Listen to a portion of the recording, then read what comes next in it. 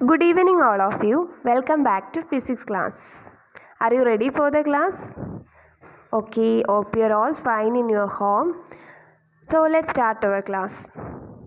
Last ക്ലാസ്സിൽ നമ്മൾ magnetic ഫീൽഡിനെ കുറിച്ചാണ് പറഞ്ഞു നിർത്തിയത് അല്ലേ? എന്തായിരുന്നു മാഗ്നറ്റിക് ഫീൽഡ്? മാഗ്നറ്റിക് ഫീൽഡ് എന്ന് പറഞ്ഞാൽ എന്താണ്? The region around a magnet where the influence is felt is the magnetic field.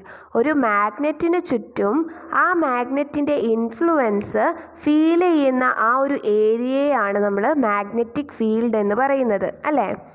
ഈ മാഗ്നറ്റിക് ഫീൽഡിൽ കുറേ ഇമേജിനറി ലൈൻസ് ഉണ്ട് അല്ലേ? ആരാണ്? മാഗ്നറ്റിക് ലൈൻസ് ഓഫ് ഫോഴ്സ് അല്ലേ? ഈ മാഗ്നറ്റിക് ഫോഴ്സിൻ്റെ ഡയറക്ഷനും അതുപോലെ അതിൻ്റെ ഇൻഫ്ലുവൻസൊക്കെ കാണിക്കുന്ന ഒരു ഇമേജിനറി ലൈൻസാണ് മാഗ്നറ്റിക് ലൈൻസ് ഓഫ് ഫോഴ്സ് എന്ന് പറയുന്നത്. അപ്പോൾ മാഗ്നറ്റിന് ചുറ്റുമായിട്ട് മാഗ്നറ്റിക് ലൈൻസ് ഓഫ് ഫോഴ്സ് ഉണ്ട് എന്ന് നമ്മൾ കഴിഞ്ഞ ക്ലാസ്സിൽ പറഞ്ഞിട്ടുണ്ടായിരുന്നു. അങ്ങനെയാണെങ്കിൽ are magnetic lines of force present in all dimensions around a magnet? ഒരു മാഗ്നറ്റിൻ്റെ എല്ലാ ഡയമെൻഷൻസിലും, അതായത് ഒരു മാഗ്നറ്റ് എന്ന് പറഞ്ഞാൽ അതിന് പോൾസ് ഉണ്ട്, സൈഡ്സ് ഉണ്ട് അല്ലേ? ഈ മാഗ്നറ്റിൻ്റെ എല്ലാ ഡയമെൻഷൻസിലും മാഗ്നറ്റിക് ലൈൻസ് ഓഫ് ഫോഴ്സ് ഉണ്ടോ എന്നുള്ളതാണ് ചോദ്യം. So let's do an experiment. നോക്കൂ, ഈ പിക്ചറിൽ നോക്കൂ. ഒരു മാഗ്നറ്റിൻ്റെ എല്ലാ ഡയമെൻഷൻസിലും മാഗ്നറ്റിക് ലൈൻസ് ഓഫ് ഫോഴ്സ് ഉണ്ടോ എന്ന് പ്രൂവ് ചെയ്യാനാണ് നമ്മൾ ഈ എക്സ്പെരിമെൻറ്റ് ചെയ്യുന്നത്. അപ്പോൾ ഒരു ത്രെഡ് ഉപയോഗിച്ച് ഒരു ബാർ മാഗ്നറ്റിനെ നമ്മൾ ഈ ഒരു രീതിയിൽ സസ്പെൻഡ് ചെയ്തിടാം. അതിനുശേഷം ഒരു മാഗ്നറ്റിക് കോമ്പസ് എടുക്കുന്നു. മാഗ്നറ്റിക് കോമ്പസിൻ്റെ ഉള്ളിൽ ആരുണ്ട്? ഒരു മാഗ്നറ്റിക് നീഡിലുണ്ട് അല്ലേ? ദെൻ ഈ കോമ്പസിനെ നമ്മൾ ഈ ഒരു മാഗ്നറ്റിൻ്റെ നോർത്ത് പോളിലും സൗത്ത് പോളിലും അതിൻ്റെ സൈഡ്സിലൊക്കെ കൊണ്ടുവരുന്നു. അപ്പോൾ ഈ മാഗ്നറ്റിക് കോമ്പസിൽ നമുക്ക് കാണാൻ കഴിയുന്ന എന്തായിരിക്കും? ഈ മാഗ്നറ്റിക് നീഡിൽ ഇങ്ങനെ ഡിഫ്ലക്റ്റ് ചെയ്തുകൊണ്ടിരിക്കുന്നത് കാണാൻ കഴിയും. അതിങ്ങനെ മൂവ് ചെയ്യുന്നുണ്ടായിരിക്കും. എന്തുകൊണ്ടായിരിക്കാം ഈ മാഗ്നറ്റിക് നീഡിൽ മൂവ് ചെയ്യാൻ കാരണം? ഈ ഒരു മാഗ്നറ്റിൻ്റെ ചുറ്റുമായിട്ട് നമ്മൾ എവിടെ കൊണ്ടുവന്ന് കഴിഞ്ഞാലും ഈ ഒരു മാഗ്നറ്റിക് നീഡിലിന് ഈ ഒരു മാഗ്നറ്റിൻ്റെ മാഗ്നറ്റിക് ഫീൽഡിൻ്റെ ഇൻഫ്ലുവൻസ് കിട്ടുന്നു, അത് എക്സ്പീരിയൻസ് ചെയ്യാൻ പറ്റുന്നു. അതുകൊണ്ടാണ് മാഗ്നറ്റിക് നീഡിൽ ഡിഫ്ലക്റ്റ് ചെയ്യുന്നത്.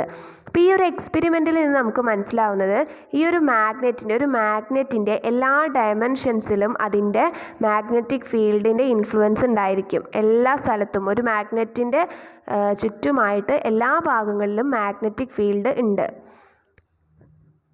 മാഗ്നറ്റിക് ഫീൽഡ് ഉണ്ട് എന്ന് പറഞ്ഞാൽ അവിടെയൊക്കെ എന്തുണ്ട്? മാഗ്നറ്റിക് ലൈൻസ് ഓഫ് ഫോഴ്സ് ഉണ്ട്. അപ്പോൾ ഒരു മാഗ്നറ്റിൻ്റെ ചുറ്റുമായിട്ട് എല്ലാ വശങ്ങളിലും എല്ലാ ഭാഗങ്ങളിലും മാഗ്നറ്റിക് ലൈൻസ് ഓഫ് ഫോഴ്സും പ്രസൻ്റ് ആണ്. Magnetic lines of force are experienced in all dimensions around a magnet. ഒരു മാഗ്നറ്റിൻ്റെ ചുറ്റുമായിട്ട് എല്ലാ ഭാഗങ്ങളിലും മാഗ്നറ്റിക് ലൈൻസ് ഓഫ് ഫോഴ്സ് ഉണ്ടായിരിക്കും. ഇപ്പം നമ്മൾ പറഞ്ഞു എല്ലാ ഭാഗങ്ങളിലും ഒരു മാഗ്നറ്റ് എടുത്തു കഴിഞ്ഞാൽ അതിൻ്റെ ചുറ്റും എല്ലായിടങ്ങളിലും എന്തുണ്ട്? മാഗ്നറ്റിക് ലൈൻസ് ഓഫ് ഫോഴ്സ് ഉണ്ട്. അങ്ങനെയാണെങ്കിൽ ഒരു മാഗ്നറ്റിൻ്റെ ചുറ്റുമായിട്ടുള്ള സ്പേസിൽ നമ്മൾ ഒരു യൂണിറ്റ് ഏരിയ കൺസിഡർ ചെയ്താൽ, ഒരു യൂണിറ്റ് ഏരിയ എന്ന് പറഞ്ഞാൽ എന്താണ്? ഒരു യൂണിറ്റ് ലെങ്ത്തും ഒരു യൂണിറ്റ് ബ്രെഡ്ത്തും ഉള്ള ഒരു യൂണിറ്റ് ഏരിയ കൺസിഡർ ചെയ്ത് കഴിഞ്ഞാൽ ആ യൂണിറ്റ് ഏരിയയിലൂടെ പാസ് ചെയ്യുന്ന number of magnetic lines of ഫോഴ്സിനെയാണ് മാഗ്നറ്റിക് ഫ്ലക്സ് ഡെൻസിറ്റി എന്ന് പറയുന്നത്.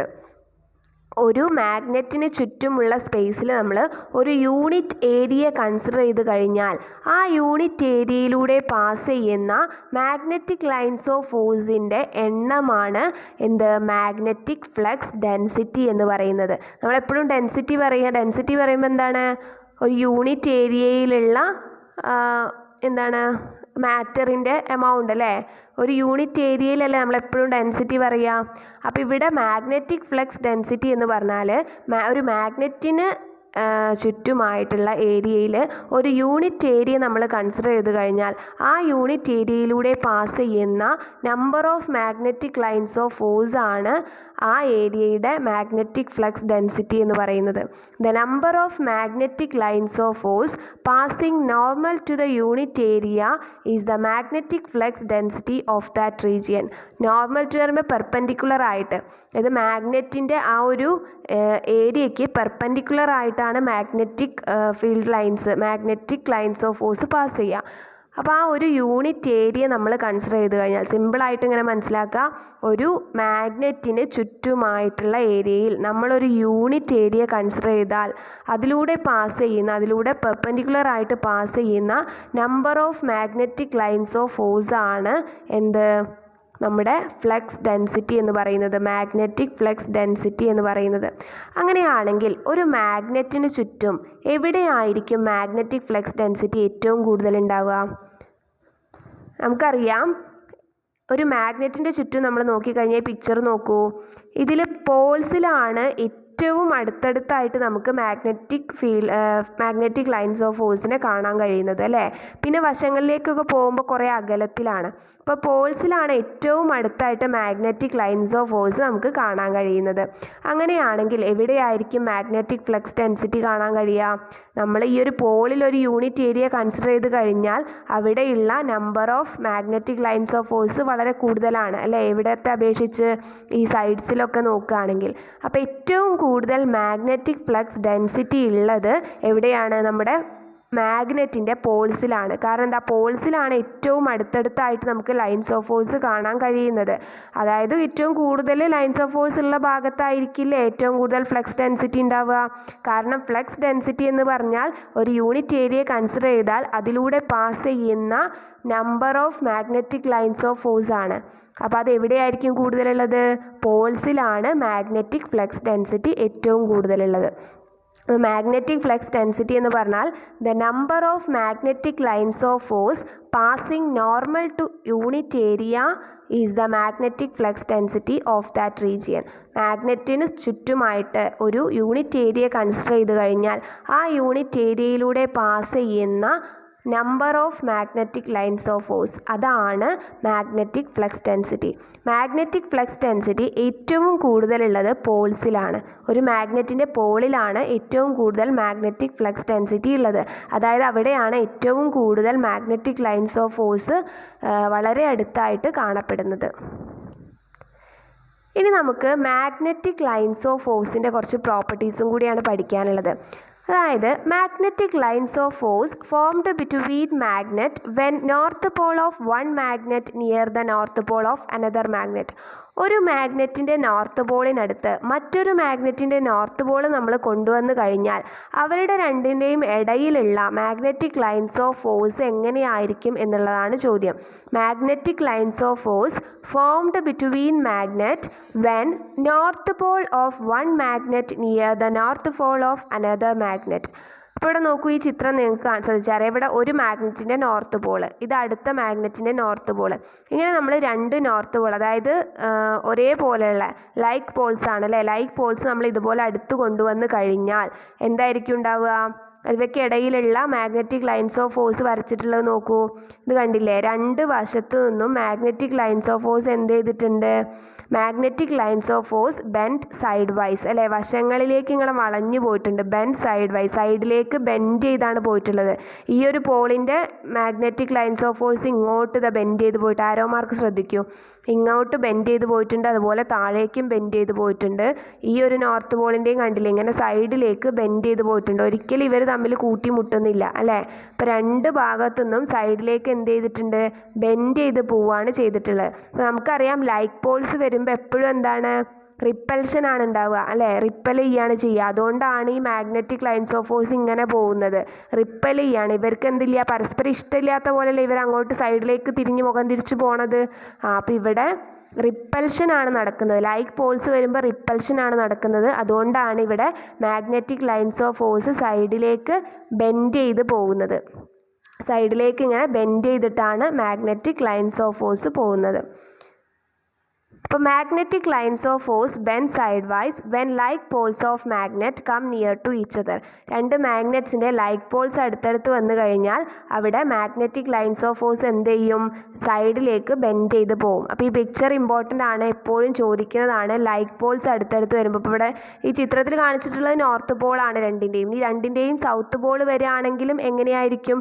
ഇതേ രീതിയിൽ തന്നെ ആയിരിക്കും. അപ്പോൾ ലൈക്ക് പോൾസ്, ഒരേപോലുള്ള പോൾസ് അടുത്തടുത്ത് വന്നു കഴിഞ്ഞാൽ മാഗ്നറ്റിക് ലൈൻസ് ഓഫ് ഫോഴ്സ് സൈഡിലേക്ക് ബെൻഡ് ചെയ്തിട്ടായിരിക്കും പോവുക. അപ്പോൾ ഈ രീതിയിലാണ് ഈ ചിത്രം വരയ്ക്കാൻ നിങ്ങൾ നന്നായിട്ട് പഠിക്കുക കേട്ടോ, എപ്പോഴും ചോദിക്കുന്നതാണ്.